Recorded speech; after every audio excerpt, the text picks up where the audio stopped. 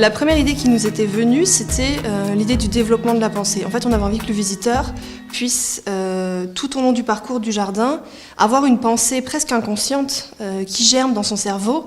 Et on avait dès le départ l'idée d'avoir au centre du jardin un espace presque sacré, un peu caché, et qui serait vraiment l'aboutissement de son parcours. Et ça serait endroit, il pourrait y déposer sa pensée qu'il aurait pu faire germer tout au long de la déambulation dans le jardin. Ce réceptacle presque sacré, il est représenté par le patio, qui se trouve donc au centre de notre jardin.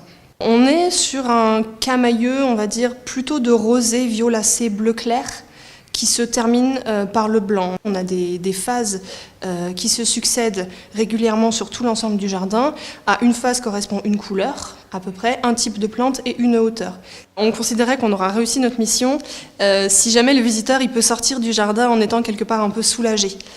L'idée, c'était vraiment qu'il dépose sa pensée dans le patio. Donc cette pensée, elle peut être cathartique, elle peut être un peu lourde. Il peut avoir envie de s'en débarrasser et de la poser dans un endroit pour l'enterrer, ne plus jamais y penser. Ou au contraire, elle peut être très joyeuse et elle peut participer à un événement de sa vie auquel il a pensé dans le jardin. Mais vraiment, nous, ce qui nous ferait plaisir, c'est qu'il puisse avoir la sensation d'avoir déposé un morceau de lui-même dans ce jardin et repartir avec un legs.